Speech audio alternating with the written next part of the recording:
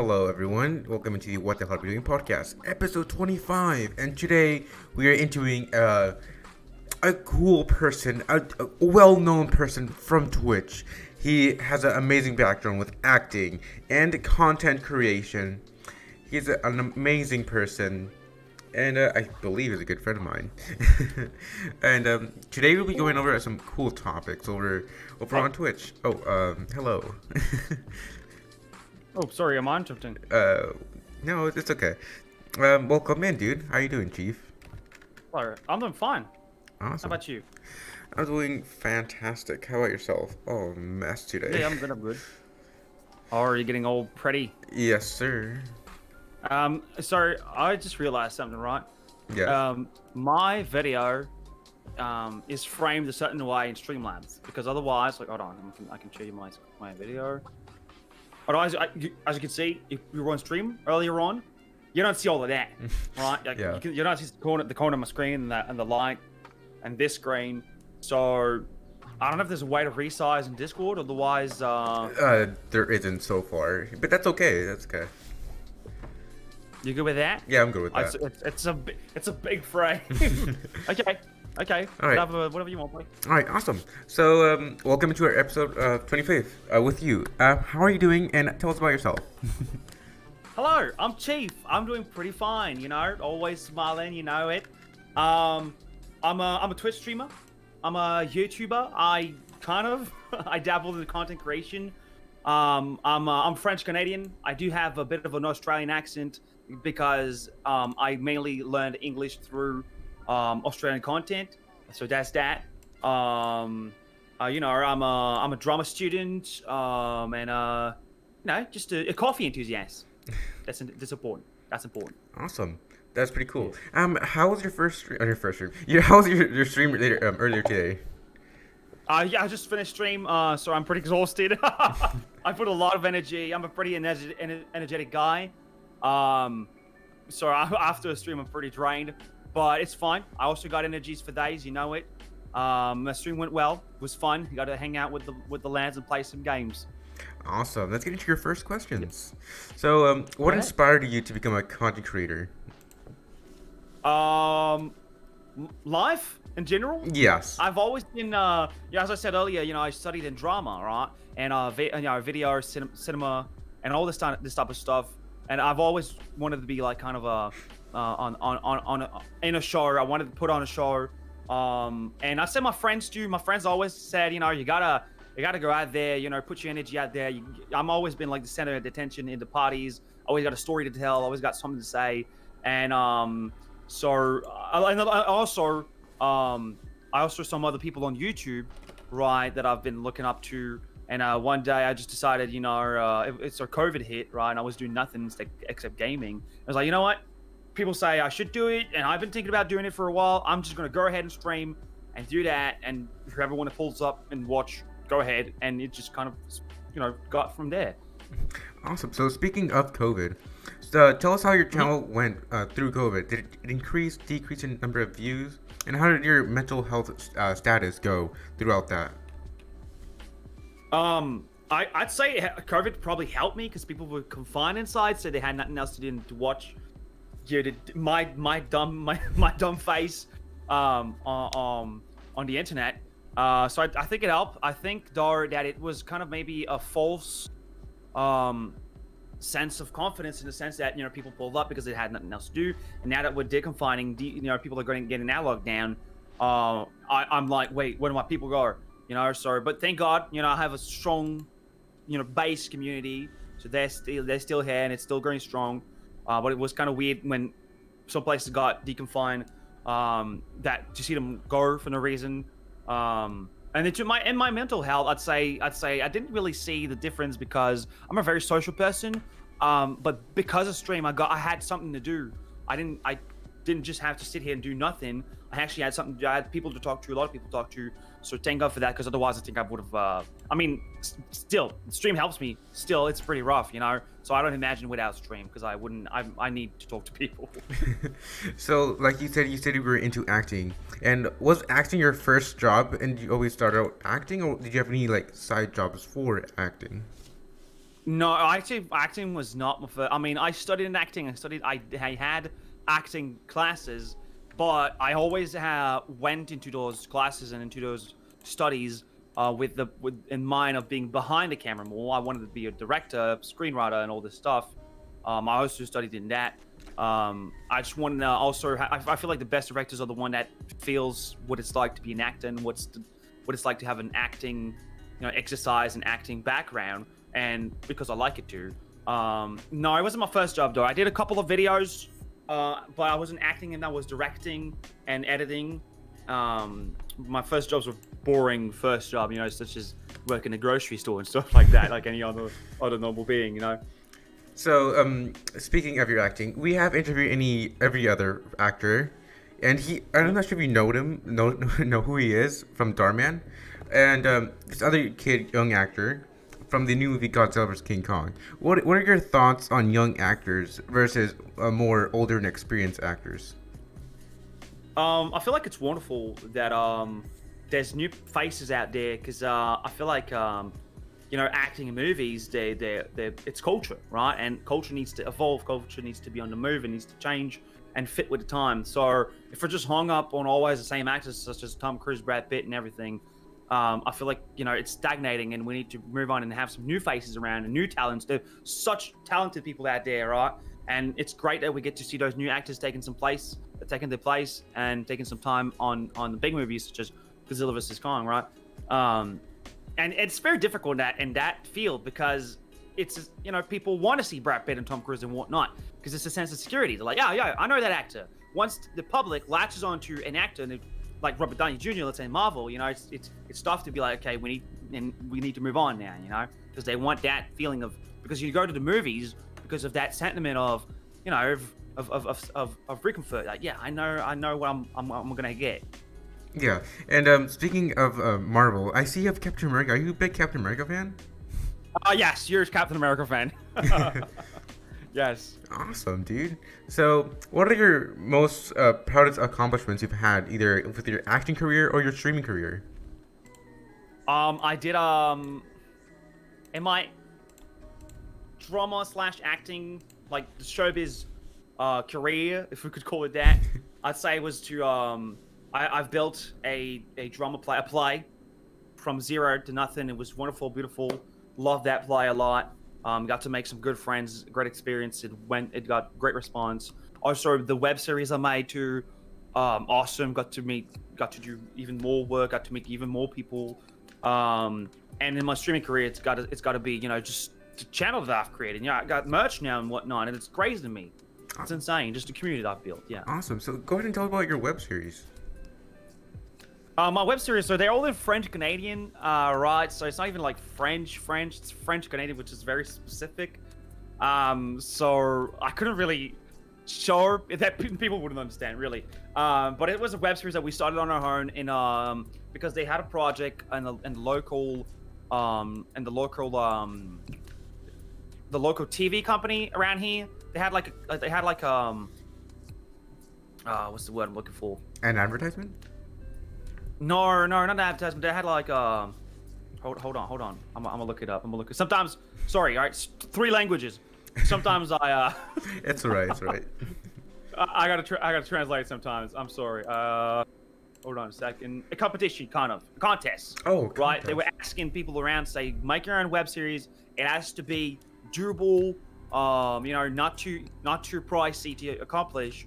And so we went on and tried it for something, and they said it was really good. We were in the top 10, but we weren't actually selectioned. So me and my friend looked at each other like, you know what, we're just going to do it ourselves. So we went ahead, held some auditions, got some actors in. We filmed it on our own. I did most of the job, like screenwriting, editing, directing, as well as playing in it a little bit and filming it, like being the cameraman. And we just said, I love those types of projects. It was like a tiny group, and have to do it all yourself, but I feel like it brings the best out of a production if you have to get your blood, sweat, and tears in it. And so we did that web series. It was a web series about an idiot basically that tried to make it big on YouTube, but he's from a small village in French Canada, small village, and he's trying to teach people how to play sports. But like an idiot. He's very dumb. So it's basically that's the premise of it. And so that we did, it was a comedy, it was very funny, and each episode was a different sport, and it got a great reception on YouTube for the French Canadian part. And what other type of movies or TV shows have you directed? I've directed a small episode of oh god, it was one small episode. It was filmed at the school that I went at the time, and they asked me about being the strongest, being the best. Let's face it, being the best student. No, but having like great grades and directing, they asked me, "Do you want to direct it?" I'm like, "Yeah, sure, of course." So I went ahead and directed it. It was like one episode of a local TV show. I don't even remember the name, sadly, but I have it somewhere on my computer. I can maybe find it. I did that. That was great. I directed also a couple of plays. I came from like the drama world and into the TV/cinema world. So mostly plays at first, and then I like transitioned to the movie/TV world. And how long did you study drama for? Oh my god, I went on an extensive study spree because it's a difficult field, right? So I wanted to make sure to have all the best tools I could. I studied for 1, 2, 3. So two for drama, 1 for cinema, then two others for drama at a higher level, and then another one for screenwriting, 1 for TV show. So around 7 years. Around 7 years. That's a lot of experience you have. Yeah. Well, it's cool experience, right? So I wish it would have been after that. I was like, maybe I overdid it a bit, and I should have gone into the field, the actual work field, to get actual experience. Because now I'm just a student, even though I'm older and I got all these studies done. I'm still haven't touched like a real, like, short set, a real TV set. I've stepped foot on that. So let's just say your Twitch streaming doesn't work out. Would you ever go back to directing or acting? I don't know, honestly. It's something that I love deeply and something I was born to do, but it's so difficult. And at the age I'm at now, I'm not like an old boy, but I got some mileage on the old me, So and I got a girl. The thing is, my relationship has been settled for so long. Me and my girlfriend have been together 10 years, Ooh. So our relationship is not it's not the same level as my career. Relationship and career are not the same state, not the same place right now. So, but I've thought about it, and if stream, if I decide to leave stream and content creation, or if it flops out or don't work out, I think I want to teach drama, actually. Oh, you're gonna be a teacher. Oh, sweet. Yeah, I think I'd love to teach drama. Yeah. Awesome. So, do you have any funny moments that happened to you while you were at school learning drama? Funny things happened to me at school? Yes. Well, of course there was the hazing, I think that it's called. I think hazing is a bad word, isn't it? Hold on. Like when you get in a program and they have to introduce you, they have to I even forgot the name in French. Hold on a second. What's I'm looking for? So it's like when you get in a program and they have to initiation. Oh, initiation. Is that right? Yeah. Right. Initiate you. Yeah. Right. So I get my initiation was pretty funny. They had us dressed us as pig, and walk around and walk all around the room, the school, doing various challenges. We had to wrestle in vinegar. We had to, and then we went on our own and basically we had to raise money for the party. So we went ahead and talked to people, be like, "Hey, yo, I'm a pig. What do you want me to do?" And then it was like, I don't know, like kiss that person or do that or do 10 push-ups, and then they giving quarters or cents or pennies. And I'm pretty proud because I went alone. I went actually alone, but because one of the senior years were one of my friends who went alone with me, and we actually raised more money than all of the others combined. How much did you make? For the parties. Sorry? How much did you end up making? Oh my god, like around $50 alone? Oh, 50. Like above 50, I think it was 65 precisely, but it's been a while. It's been a while, yeah. I didn't even end up going to the party, so they just had drinks on me, Awesome. Oh, So now let's touch a little bit more of your content creation side. So what? Yes. What? What was the question? What got you into influencing others on Twitch? Like, how did you? What motivation did you want to give others when you started out streaming on Twitch? What do you mean? Like, what is the motivation behind my streaming? Yes, and how you actually motivated others to be who they wanted to be on stream. Other streamers? Yes. I'd say it's really about me being me. You know, I'm a positive dude. I'm super hyped up, motivational. I always say, you know, I always tell my viewers, hey, hello, I hope you're having a fantastic day. And if it's not, then I hope I can make it better.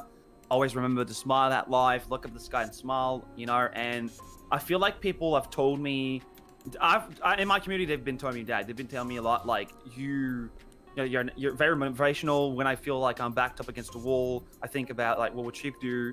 And I'm like, wow, I don't know how that kind of impact on those lives. So I feel, and other people in my community that wanted to stream, they've all said, you know, that I inspired them at streaming because I keep saying, like, if you want to do something, just go ahead and do it. You know, nothing will happen if you just don't do it. That's just impossible. So first step to do anything is to go ahead and do it, right? Because anyway, you can't lose any more than you have now. It's impossible. If I start streaming tomorrow, I won't lose. I won't lose anything. I won't lose shirt. I won't lose views. I don't have views. I won't lose followings. I don't have following.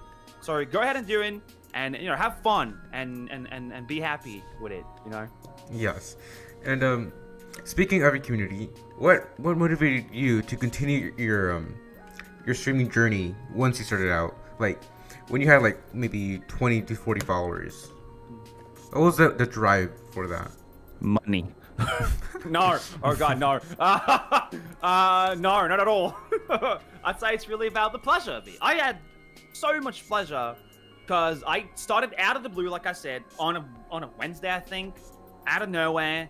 I was like, yeah, screw it, I'm streaming, and I didn't even warn my friends, so like no one was coming in because I was like, nah, I don't want like friends coming in and pity view me. I just want to go in, and some random people online just started viewing me. So I was like, there's like 3 people online in the entire world of the interwebs that wants to watch my dumbass. Sorry if I'm not streaming, just bleep that out.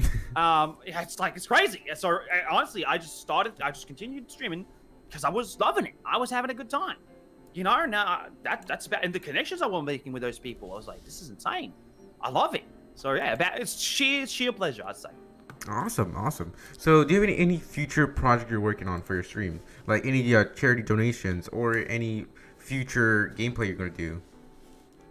A lot of things planned, as always, and little time to do it between 3 jobs, you know. I did a charity stream already. I want to do another one. I want to do more events. I used to do way more events, and I want to do more. I used to like dress up, cosplay and stuff. We used to do charities, Sabaton. So I want to bring that back, more events, because right now it's kind of rolling, you know, on the routine. But I want to do some more variety, some more, yeah. I don't know, some more events like Sabatons and charity and whatnot. Awesome. I did it before, and I want to do some more of that. Connect with the community. Cool. So you just said something about cosplay. So have you been to any conventions? And if so, have you met any other well-known streamers or actors at any convention? I haven't. I go to conventions, but I haven't gone in a while because, well, COVID, right? So I haven't met any big streamers of at conventions because back in the days when I could go to conventions when it was open, I didn't stream yet, so I didn't meet anyone there. But I do go to conventions. I do cosplay when I go to those conventions. I love it, and but yeah, no, I go there with my mates and we just have a good time. But I do want to check out TwitchCon. That's something I would love to go out and go meet my people over there. That'd be amazing, and other streamers that I've met. I believe TwitchCon is actually open this year. Is it? Yeah, I believe. It's a matter of if I can go, because even if it's open, like maybe my country is not going to open the borders and stuff. You know, I don't know. It's complicated. I don't really fiddle with that. I don't really look into that. I should. But yeah, next TwitchCon that I can go, I will go.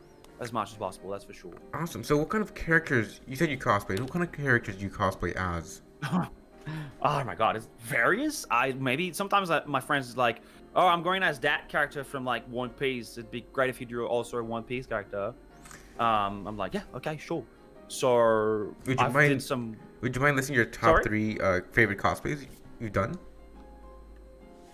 Crocodile from One Piece was pretty dope. I think I have some pictures of that on my Instagram. Who else did I do? It's been so long, you know. The Pikachu. I have a Pikachu cosplay. It's not really a cosplay. It's more like a child's costume I put on. I'd say. Hold on. Can I check it up a little bit? Yeah, you can check it up a bit. Hold on.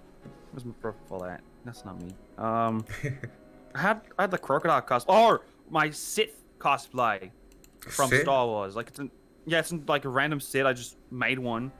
Like my Sith cosplay is pretty cool on my Instagram. I did a Darth Vader in a suit. I'd say my top 3 cosplay had to be Mario.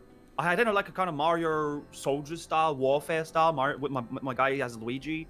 Both of us are pretty cool. We had the whole squad going on at one point with like a Zelda, with like a Link and Samus. We all had like guns and warfare. Like it was amazing. That crocodile cosplay from One Piece, and the other one had to be my Sith cosplay and my Joker, Ledger Joker cosplay. That was pretty cool. Oh, sweet. That sounds pretty fun. Your Pikachu costume. Yeah. I've actually seen that one on your social page. Yeah, oh god. What's your It's sexy. Yeah, it is. It's pretty cool. What's your love behind Pikachu? And how'd you I don't know, connect it with the character? The character Pikachu? Yes. I just honestly, I love Pokemon as any. I'm an old '90s child, so I love Pokemon. That's a fact. Pikachu, I don't really. It's not my favorite Pokemon. I just had a child's costume that was very big, so it fit me, kind of. So I was like, yeah, I'm just gonna put it on for stream. That's about it. That's how I connect with it. That's the extent of it, really. So, like you said before the podcast, you played on the N64. Tell us the story behind it and how you actually liked Mario, I think. Mario, yeah, and N64 I did play at my friend's house, but the one I actually more played was Super Nintendo. Oh, Super Nintendo. Ah. Yeah, Super Nintendo.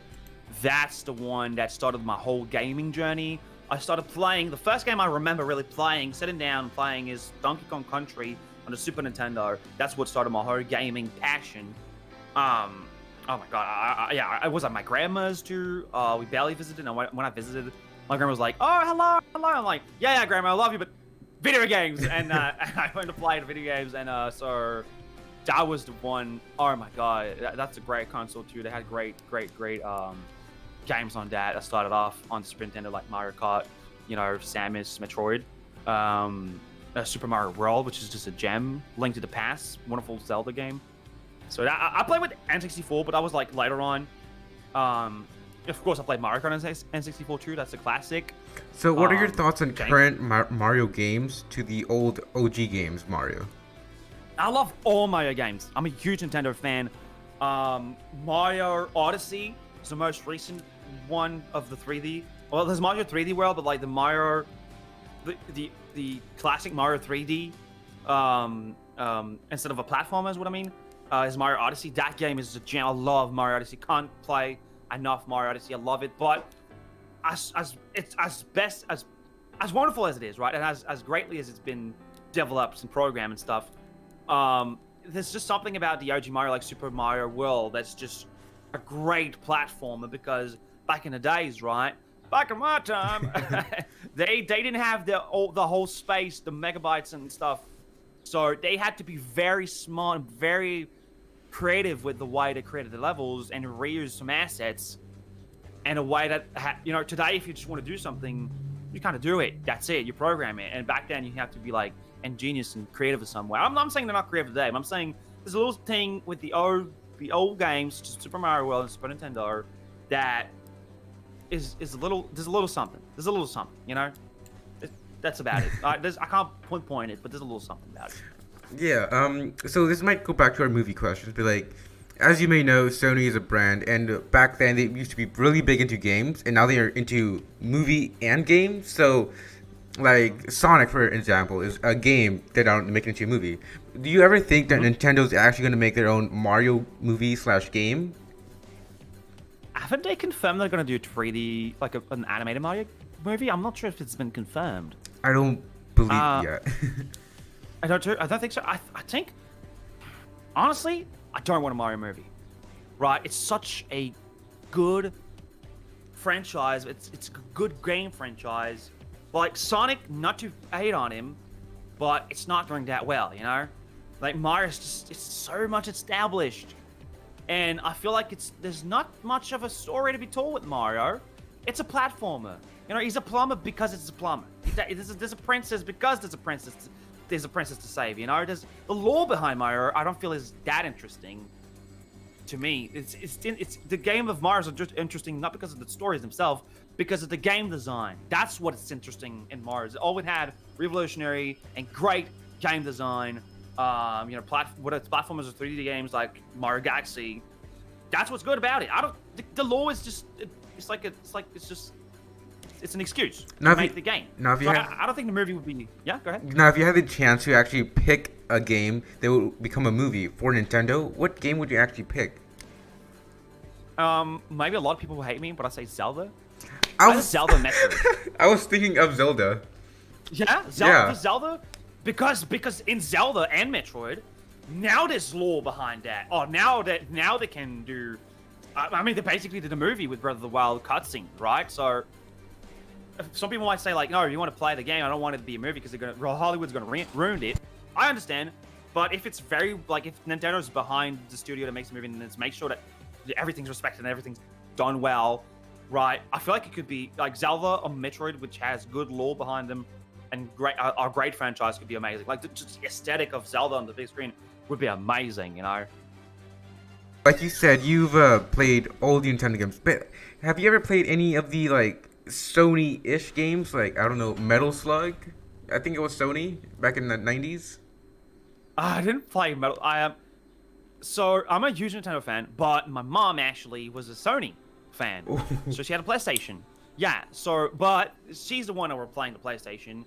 So the only games I really know about that, you know, but so it's like Resident Evil, which is not even Sony, it's Capcom. So no, I wouldn't dabble in that. I couldn't. I know the console PlayStation from Sony, but not the games. And isn't Capcom also owned by Nintendo? I think so. Yeah. I mean, don't they just own everything? Yeah. Like, they're doing the Disney, gamble. They're just owning every company. It's like Disney, but Nintendo. Yeah. Yeah. Speaking of your mom, tell your mom I said Happy Mother's Day. Thank you. I'll tell her. Awesome. So let's go to your next question. As you said, you wanted to be a graphic designer and you had a job previously. Tell us more about that. Yep. So I'm a store manager, really. So nothing really exciting about that. Just I go to work. I tell people what to do, and I sit on my ass. Nah, it's not true. I assist them every time. I can't just stay back and do nothing. So I manage a store, and also I'm a freelancer, graphic designer, and video editor. So that's pretty self-explanatory, right? Like, people ask me to do logos or videos or ads. It's mostly in French, and it's mostly logo stuff. So once again, that'd be very complicated to explain to people. Now, for both of your for those jobs, what's the weirdest request from any customer? Sorry, I didn't get that. What? From both of your jobs, you like your graphic designer and your store management, what are the weirdest requests from a customer? In my store manager job, it wouldn't be a request.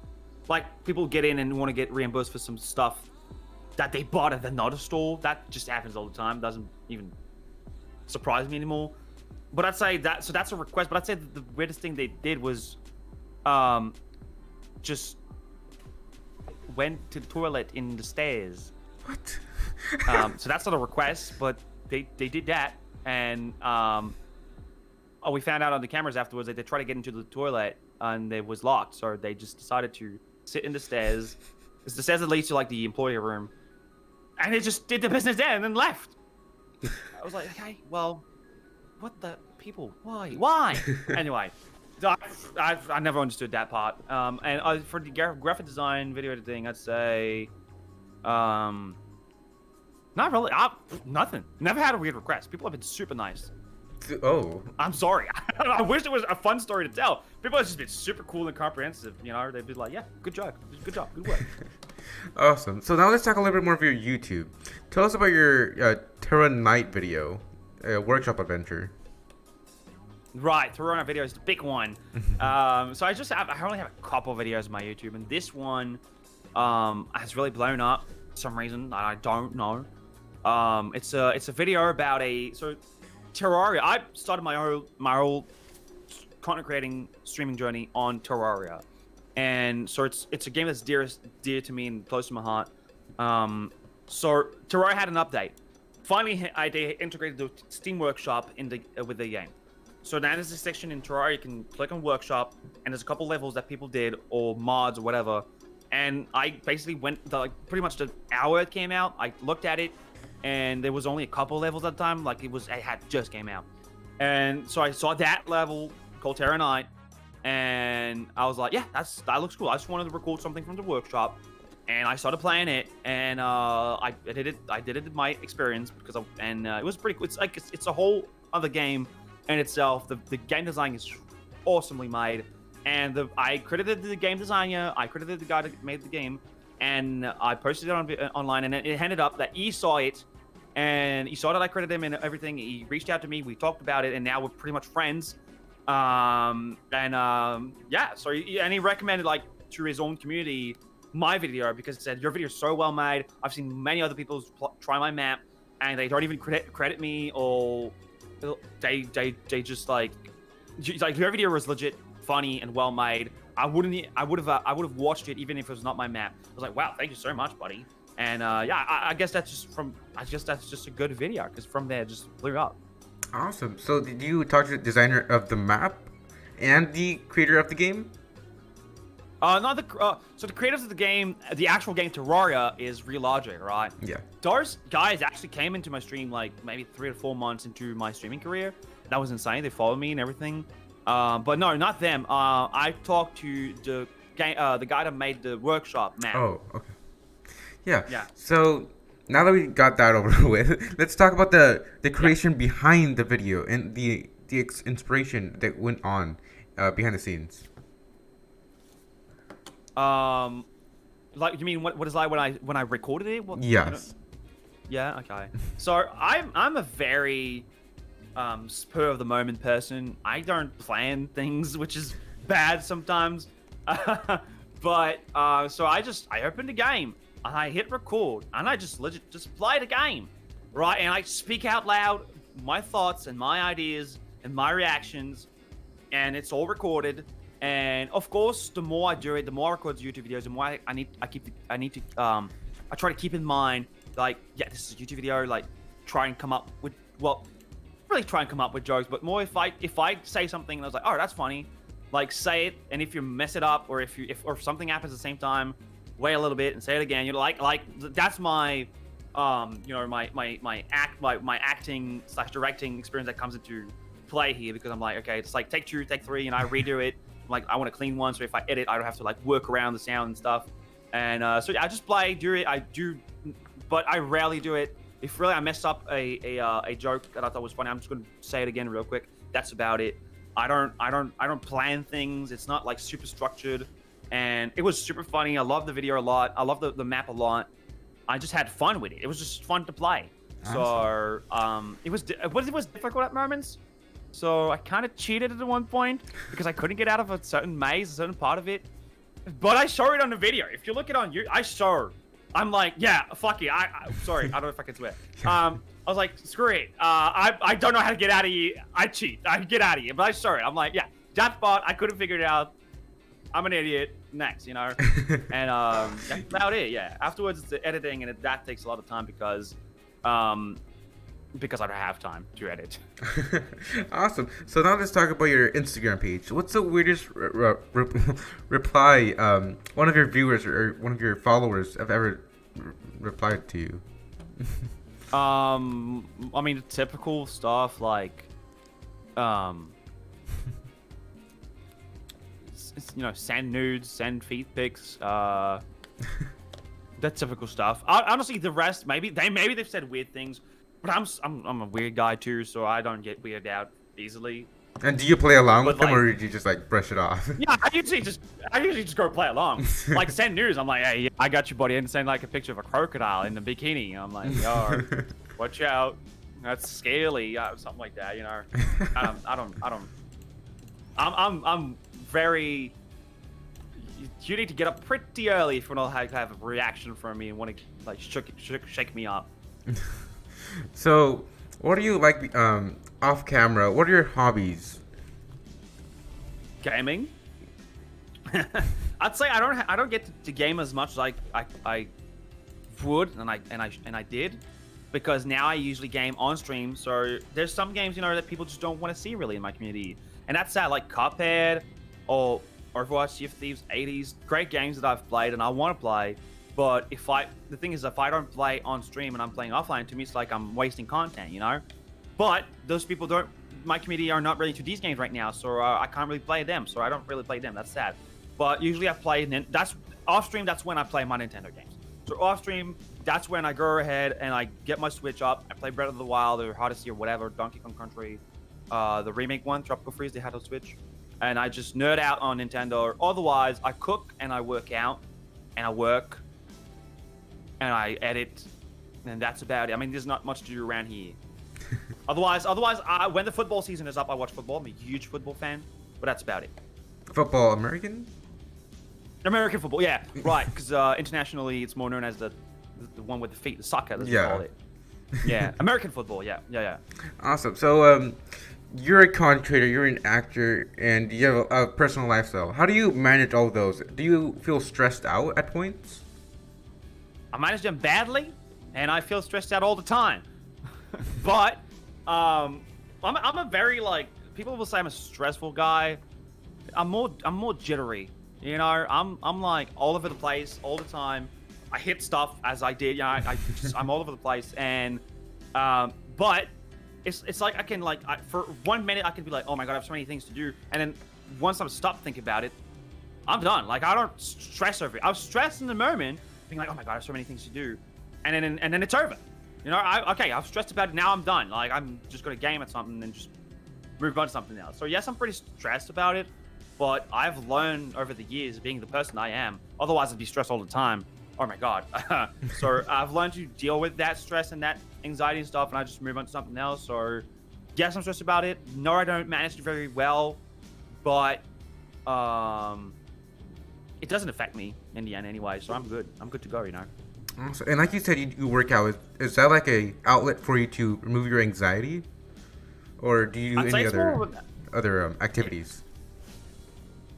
I'd say I did a lot of not sports but physical activities. I always did I did kung fu, boxing, judo, American football, and to me they weren't really placed for the anxiety more than for my energy. Like I need to get that energy out. The thing is, hyperactive, correct? Sorry? You're hyperactive, correct? Yeah. Oh yeah. Yes. Hyperactive a lot. So for me, it was a place to get my energy out and focus on something else at the moment.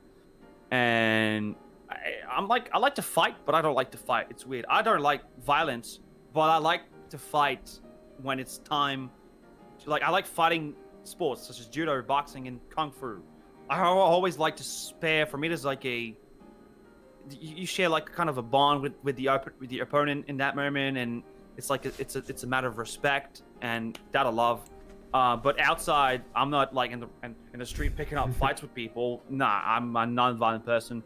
So it's more of an outlet for that, not really for my anxiety. Because my anxiety is yes, I get anxious, yes, I get stressed, but I've learned to manage it, and it's just it's fine at the end of the day. Awesome. So, like you said, you like boxing. What are your current thoughts on the Logan Paul versus Mayweather, or Jake Paul versus Mayweather? Mayweather. I feel like it's a jar. I'm it's it's showbiz more than sport at this point. I want serious boxing. I don't care about Jake Paul and stuff. I mean, if I want to watch, I mean, if yes, or people go, yeah, but he actually is good. He actually had like some boxing training. Fine, I can go to the local the local boxing ring and watch other people that has training that are probably better than him. You know, that's if you want boxing, go watch that. You just want to watch him box because he's popular. And if Mayweather gets a hold of him, that's over. I mean, he's gonna mess him up. I'm sorry. Yes. I mean, my current thoughts are that he went from being a Disney star at Disney, got kicked out of there due to his brother's song, and now he's going into boxing. He's just following his own brother's footsteps, which are Logan Paul and his one video that went viral, if you know what I mean. Yeah, well, honestly, I'm very bad at those things. I don't follow celebrities or whatever. So it's not that I hate them, and it's not that I like them. I have no opinions. I don't follow that. I don't have time for that. But yeah, I mean, yeah, kind of agree with you anyway. Yeah. Awesome. So, what are some funny moments that happened to you on set while you were producing or directing?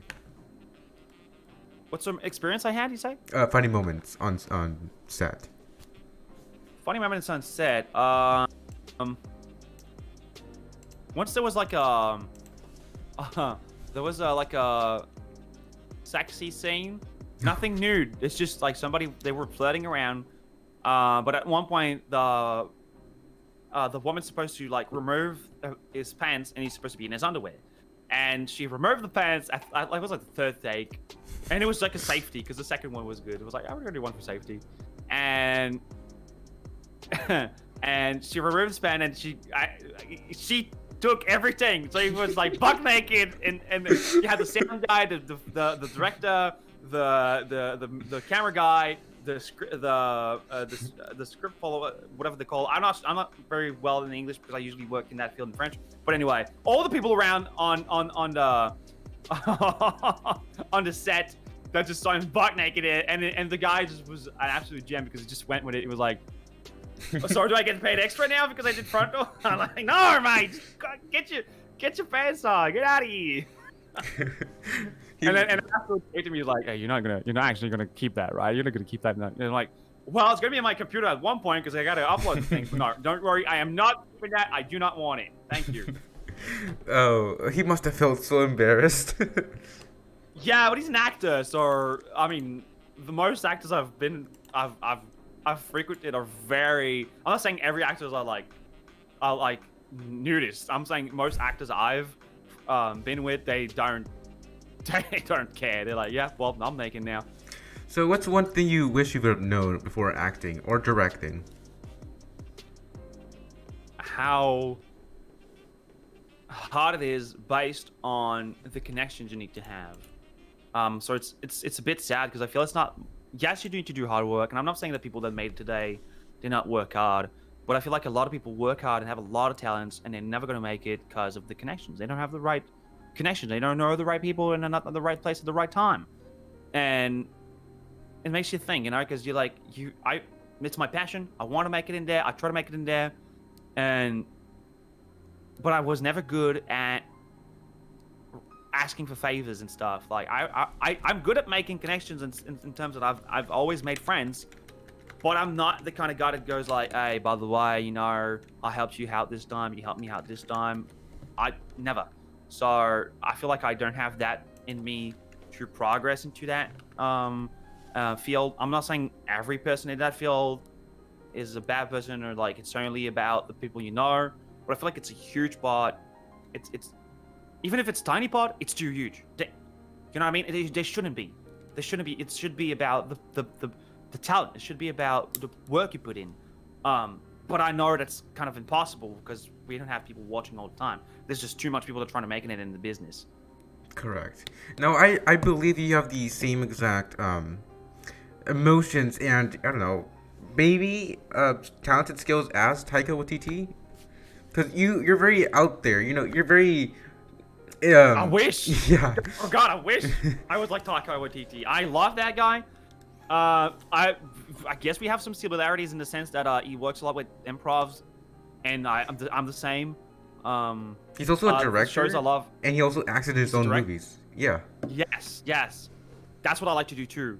As much as I can, as much as possible, because when it's low, when it's like very low budget things, if I act in it, then that means that nobody's directing or nobody's like I don't have an assistant to direct or hold the camera if I want to get in a scene, so it's more complicated. But yeah, I used to. I think in every major project I've made, I've always made an appearance. It was like a signature of mine. I'm in the movie at some point. Yeah, I do work a lot like him. I mean, him and Michael Schur from The Office are huge inspirations to me in that sense because I work a lot with improv. I have a script, I have a text that I write, and the actors know it, and we try one with the actual script, and I'm like, it's important when I choose my actors. I don't always go just by like talent. Yes, they have to be skilled, but I need to sense the fact that I need to be. When all my auditions, there's a lot of improv in my auditions because I want them to get to feel the character more than to know the lines. So feel the character, and once you feel the character, the lines are just a tool that helps you out into the story of the movie. But if you feel the character, you could someone could mess up a line, you could still turn it around because you just impersonate your character so much that you know in which direction that character would go in that situation. Yeah, so I always encourage my people to my actors to get to know the characters, be the characters, and I try to get people that are close to their characters. If I got a character that's very closed, then I'm gonna get an actor that feels more closed. If you know what I mean. Yeah. If he, So what you're trying yeah, to say is that you want your actor to connect with and bond with the with the script and the character they're trying to write, the right? character mostly, because the script is just like, yes, we have to follow the script at a certain point because the story needs to go a certain way, and I'm telling a story, and my stories are always pretty much precise in the message that I want to put out, but that's about it because the rest of the script is usually more setups for bits and stuff. So if you walk around that and you improvise around that, that is excellent. Sometimes in my script it's like it just says like he talks about like basketball and he demonstrates on his assistant. I'm not saying what he does, I'm just saying he's demonstrating on his assistant. And while we're filming it, the actors just went ahead and like started to use the assistant as a punching bag, or like like, yeah, that's good, we're keeping it. That's exactly what the character would do. Like, I didn't thought of that. That's perfect. Awesome. So what kind of scripts do you mostly write? Do you write romantic scripts, action-packed, maybe adventure? What's Comedy. Comedy? Comedy all the way. All the way. So you're more of a comedy director and actor. Are you most what are your influences in acting? Like, And acting, I don't know. I don't have like you said, The Office I director. like The Office, but like Steve Carell is not my like. I like him a lot as an actor and as a person, right? But he's not like my acting model because I don't fit his cast. You know, I don't know. I'd say I've always just been as an actor. I've always just been myself, really. Oh, well, you're doing a good job so far. I really, you have a lot of emotions, and I really like it. You're very Thank you. active. Yes. Thank So, you. let's list your favorite 3 or maybe 4 top, 2 movies and TV shows you mostly like or watch, and you enjoy watching. Trailer Park Boys, The Office, BoJack Horseman, Auntie Donna. Oh, Auntie Donna. Yeah. Yeah. Well, those are like series more. Otherwise, I watch a lot of YouTube. Do you watch any old original movies, like, I don't know, Back to the Future? Yeah, I watched all the classics pretty much. I watched like Jurassic Park, Back to the Future, The Mummy for the count as a classic. I guess it's like early 2000s. Yeah, I watched those. Yeah, I don't know if I have one favorite one though. I'd say maybe the old Batman or the old Superman with Christopher Reeve. Those I liked those a lot. Awesome. Speaking of your TV shows, have you heard or watched any of these shows like Doctor Who? Yes, I got into Doctor Who a little bit, but I never had the time to like finish it and really get deeply into it. But I feel like the little bit that I was into, I know that if I really like went ahead and went forward with Doctor Who in the show, I would have been sucked in completely. I know I have that affinity with the show. It was talking to me a lot. Yeah, well, sadly I never had the time to finish it, sadly. But yeah, I love Doctor Who. Awesome. So now let's talk about more of your Twitch platform. So what's the craziest, maybe hype train moments or weird things Chad has told you on stream? I mean, the thing is, right, weird things and hype things happen every day. So it kind of becomes, it just blends, everything blends itself. There was one time I did a special Easter stream that was last year, 2020, where I came in the stream with only a, what's it called? Like A jumper? Something you put over a shirt when on a fancy. Hold on, I'm gonna tell you the name in a second. Yeah. Not in German. Nine. Yeah. But like a tank top. What is it called? Tank It's not a top. tank top. A life jacket? You know when you wear a what? A life jacket? Like a preserver? You put those over Yeah, shirts. yeah, but like no, but I don't know what to tell. Like if you go to a wedding, you dress fancy, you have a jacket, you have a shirt, and you have something else. Yeah, I know what you're talking about. You know what? Yeah. Yeah. Anyway, I don't know what they call it. Whatever. I had only that and nothing else underneath. So and I had a little bow tie, and bunny ears. Okay, so basically I was a playboy, right? And I just went on stream like that, and it got a lot of reactions. Interesting reaction, right? Some people were like, yeah, well, okay. And I was like, hold on. Let's not all go to horny jail, you know? So that happened. Although the one time that I dressed as Pikachu, also funny.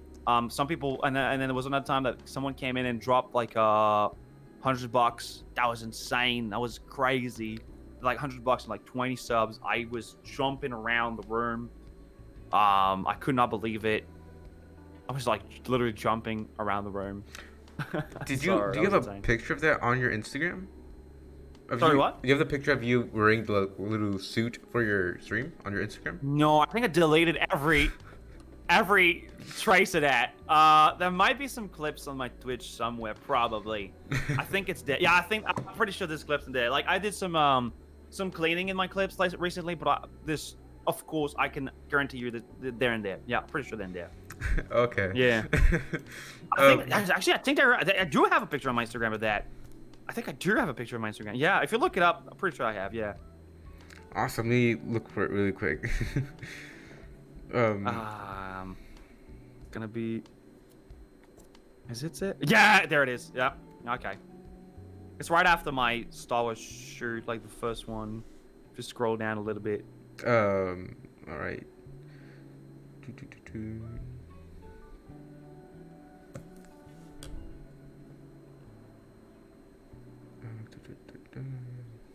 Like if you scroll down, there's like a picture of me as a Joker, then a picture of me in my Pikachu suit, and then it's like right after that, like a couple pictures after my Pikachu suit. Oh, I see it. Yeah. Oh yeah, and I was in my underwear. Yeah. Awesome, dude. That's amazing. So, let's tell you more about your acting. So, what is it like to be an actor, cast member, director, producer, script writer? What is that like for our? Yeah, I did all of that. Yeah. Yeah, it's fun. Honestly, as a director, I feel like you have more responsibility. Like everybody relates to you on you. If they have a question, like you need to know everything. And like sometimes you just don't know something. Sometimes you're like, wait, I didn't write that part. Like, or I had planned that and now we can't because we're missing a camera. So hold on, let me just think of something real quick. But that rarely happens. I usually know where I'm going. I usually have a plan in head and I improvise quickly on the spot. So I never really taken off. I've never really taken short. And you do shows with other directors, right? Like, there's 2 directors on one script or so, correct? Yeah, it happens. Never happened to me. I don't think it happened. No, it never happened to me. Oh, all right. So I was going to ask, since there's many shows like or movies that require more directors, what was that experience like? But since you don't, then yeah, you could just pass that one. So Oh yeah, I never did that. Yeah. yeah, what was it like actually writing a script? Do you work after hours to finish the script on time? Do you have a due date? What is that like? The ones I made, I had a due date once, and it wasn't really like, or has to be done by then, because the way I write script, I usually write with the same friend. We're like both co-writers. Everything we write, we pretty much co-write it all the time. I really write alone. I rarely write alone. But when we work together, it's like we try to get a concept going, try to get like a quick draft or something, like a story. And mostly we do that until maybe 1 month before the due date, or like a couple weeks before due date, maybe 2 weeks before due date. But once we get that, the way we function is once we get yeah, okay, that's gonna be it. Those are gonna be the characters. These are their personalities, and that's the story they have. That's the relationship they have. Now we just write the lines, and that really takes just maybe 2 weeks. Oh. So like we're pretty quick on that. Okay. On that side. So let's say you aren't a Twitch streamer and you continued your acting career. What kind of shows or movies would you like to participate in? I'd say, oh my god, if I could participate in superheroes movie, I'd be out of this world. That'd be amazing. Comedies or action movies, I'd say though my strong suit is usually in drama. Weirdly enough, I'm known to being funny, and I'm known for directing funny things or writing funny things. But when it's time to acting, it's weird, because like the play that I made, the most acting experience I had was in a play. Actually, that's when I played the whole thing, and I played in the whole play. And I was the funniest. I had the funny part, but my character was funny, but the essence of the story was very sad. So like people laughed at the character, but at the end of the story, they realize how actually sad it was. And so that's like my strong suit. Like, yes, I'm very wacky, but at the end, like when I do the touching scene and things get super serious, that's where my strong suit is, like to tying the knot. Oh, sweet. So now let's move on to our serious topic about autism. So let's just start off with a few examples, such as Mark Rober. You know Mark Rober, correct? The NASA engineer. Mark Wahlberg? Robert. Robert, the NASA engineer. No, yes. I don't. Yeah. Actually. You don't? No, I'm sorry. No, I don't. I'm bad at tracking. I'm bad at tracking news. Like I said, I'm very bad. All right. So Sorry. So Mark Rober. This is everything up. I'm so sorry. A little bit. So Mark Rober. Okay, hold on. Sometimes Mark Rober. Yeah. Oh, the YouTuber. Yes. But he's also a NASA engineer. Yes, right. Yes, I know him. All right. So, yes, of course. So Mark Rober recently uploaded a video with his son. He came out with his son and told him about his personal life, and his son turned out to have autism, and yeah. The positivity on the comments was very nice. And you said your niece has autism. How do you relate to that from the video or from your own experience? And what words do you want to say to the audience members so they won't misunderstand what people go through who have autism? So my niece has autism, and I've did volunteer work teaching drama and like acting to people with autism, and like that's just people. But the thing is, like, people they don't realize is like most people are like kind of scared because you know they don't, and like they think they're gonna like burst out of something. They don't. I feel like they don't feel safe, not in the sense of like physical security, but in the sense like if you walk beside someone that doesn't have autism, let's say, you know they're not like like you know they're just going to walk forwards and not talk to you, not look at you. But if you interact with an autism person, they might start to like talk very loudly or play, you know, or do something that out of the ordinary, I say, quote unquote. But that's the thing, that's not very the case. They're pretty much just going to be normal too, and they just have different needs or different personalities, right? And people just need to understand how you can easily interact with them, and I feel like right, my niece has autism, and she has a lot of communication problems. She's very young, so I'm now starting to learn the handling and sign language, right? Yeah. I haven't started yet. I need to, because otherwise we can't really communicate with her. It's very difficult. So far, I can communicate with her with the signs that she invented, right? She knows that if I do that, that's a toy, but that's not the word for it. I don't think it is. So that's that. So like, there's just different needs in it, and I think that if everybody knew more about it, right, then like maybe sign language would be, just an example, right? But if maybe sign language would be taught in more schools or just taught more freely in general, and people would go forward and trying to get information about that's really the whole thing, really, about pretty much everything.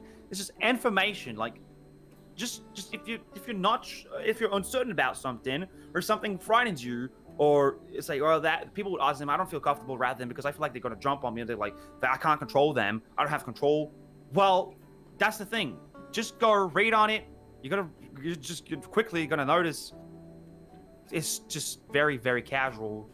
Honestly, and then if you read on that, you're probably gonna notice too how little this society is adapted, for them, and how it should be more normalized for people to be comfortable around it. Just for starters. So, like you said about society, I would say that society has this ideal mindset where if you don't fit into this bubble, you're not part of society itself. But if you're outside of the bubble, you're creating your own society. What would you say to those type of people who misunderstand people with special needs? In my world, in my understanding, everybody is part of society, because per definition, society is like everyone that is part of the like under the same government and under the same beliefs.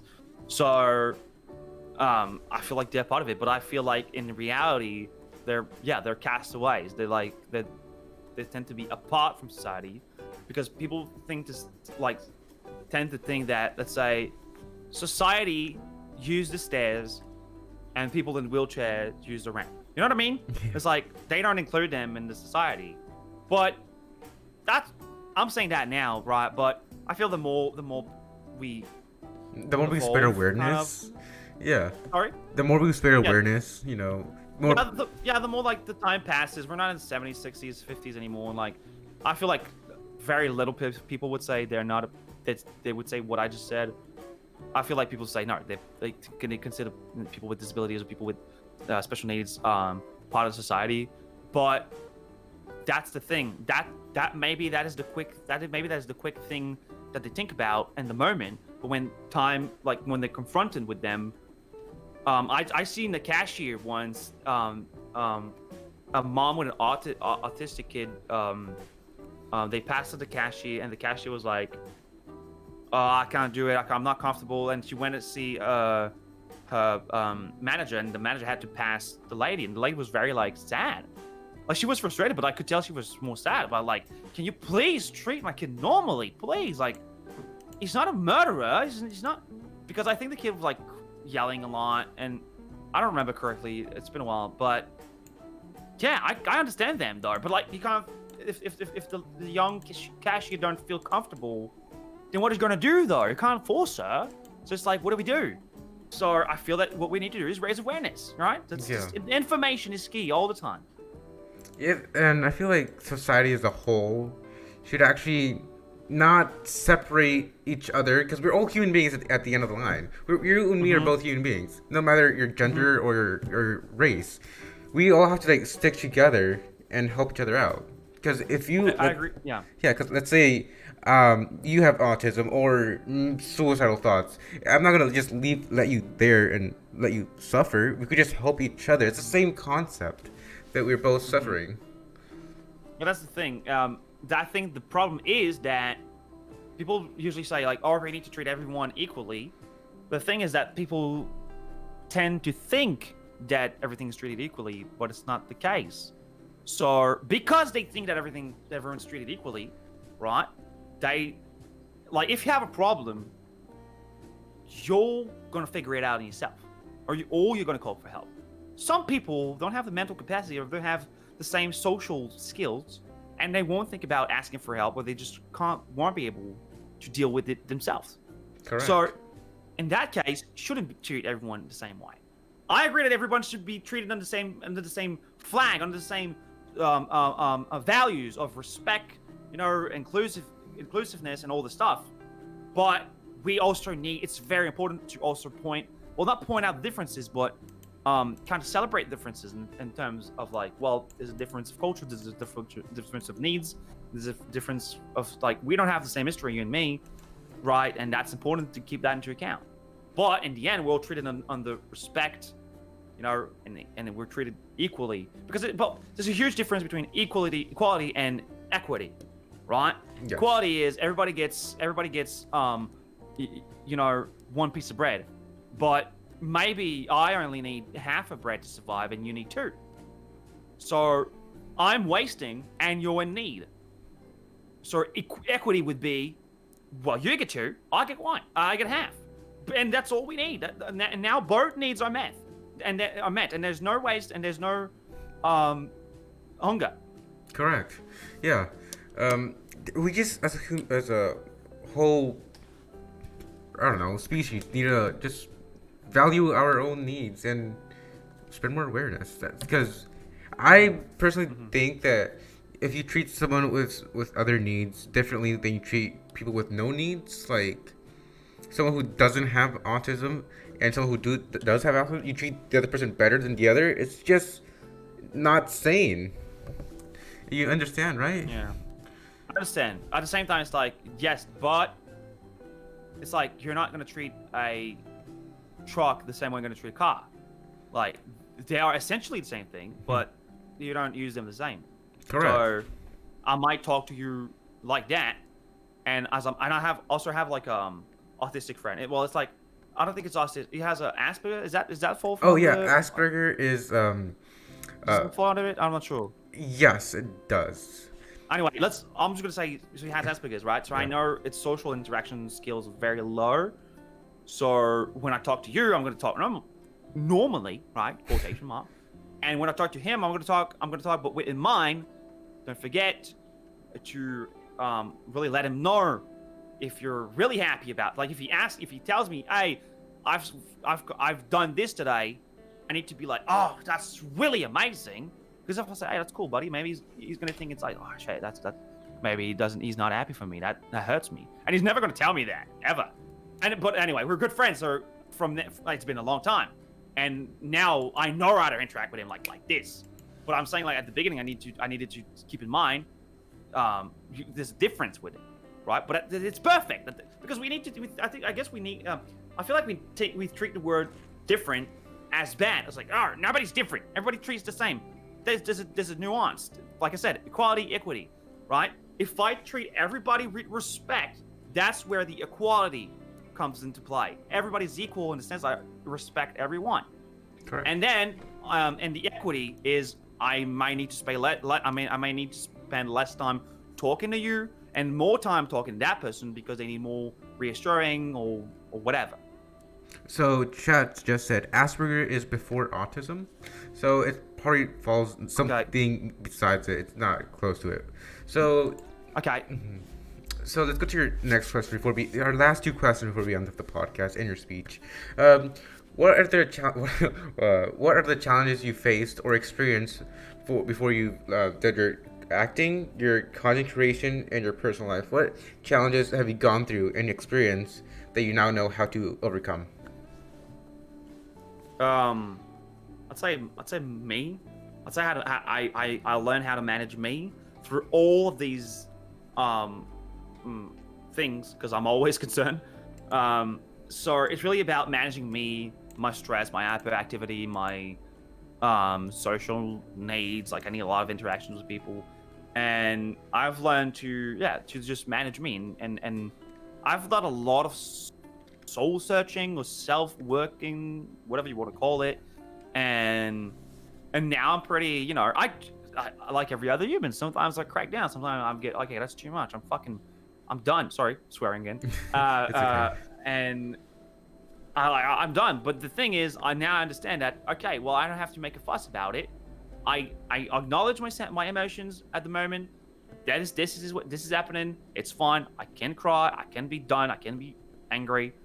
But then I move on to anything else, to something else. And as much as I analyze why did this happen, how did this happen, I don't overthink it, and I move on to the next thing. Oh, awesome. So what you're trying to say is, in summary, all of these things have made you not micromanage, but like manage your time, specifically at certain points better. My time? Oh Yeah. my god. I was forced to manage my time because of stream, and I'm always like, so yeah, I guess it's a bit better. Never been good with time. It's difficult concept for me because I'm always busy and I want to do more. I want to, yeah, but yeah, it helped me for sure. Yeah, I've been concerned, and all the changes and all these aspects have forced me to just be better. Awesome. So your last question, then a little mystery question. Last question, go ahead. What is something you've never thought you would have ended up doing, but you actually ended up doing? Streaming. Streaming? Having a YouTube channel, doing content online. Never thought of that in a million years. Awesome. So now let's hear for your mystery question. Would you mind telling us a bit more about your background? What do you mean mystery question? This isn't in a script.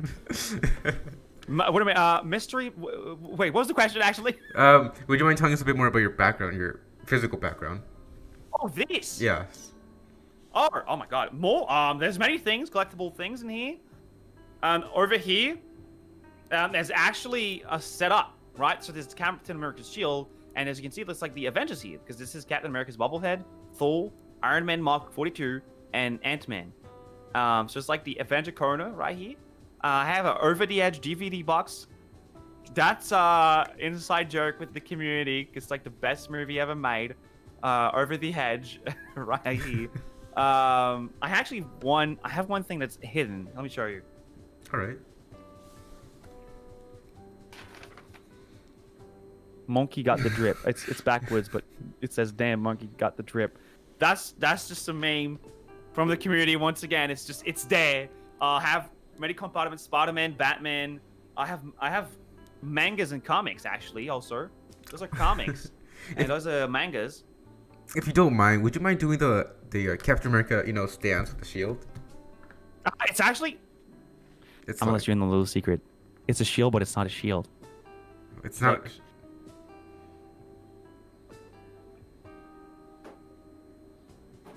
What? Oh. Reveal, expose. It's a shield. It's in metal, but it's like it's full. It's like it's just a circle. Yes. I got fooled.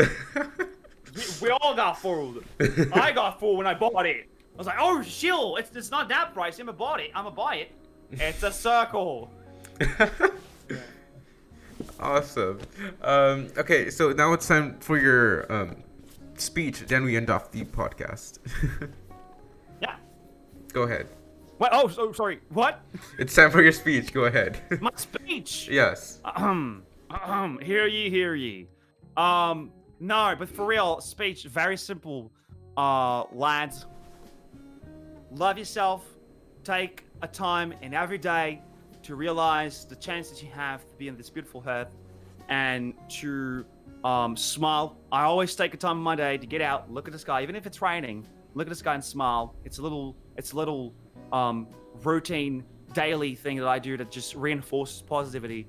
And a lot of things that people do with positivity, right? Be positive, but don't fall into the trap that everything has to be nice and shiny. It is okay to have a bad day. It is okay to cry. It is okay to be angry sometimes, as long as you remember in the big picture, right? What counts the most in life is the memories you make along the way. So if the memories are sweet, then you're gonna have a sweet life. Let me tell you that much. So be confident in yourself, right? Try things. Just go ahead and try it. Have fun with it. don't put pressure on yourself and just be happy and content, right? And yeah, really, it's that simple. I always say, life is simple, but it's not easy. It's simple to understand the concept of light. Getting up in the morning, eating, working, getting to bed. It's the simplest things ever, right? It's simple to know I just need to smile and be happy. But it's not an easy thing to do. It's not easy for some people to get up and have social interaction. It's not easy to smile in the mirror. Try it. Try and smile in the mirror and looking at yourself. It is extremely difficult, all right? So remember that. It's simple, it's not easy, but the hardest things are always the sweetest things in the end. So it's worth the try, okay? That's about it. Awesome. Thank you for joining us on the What the Hell Are We Doing podcast, episode 25. If you guys want to check out Chief, all his links are in the description. His Twitch, his Insta, his TikTok, and his YouTube. Go check him out on YouTube. Chief, thank you for being on, and thank you for being on the podcast. Thank you, Mike. Peace out. See ya.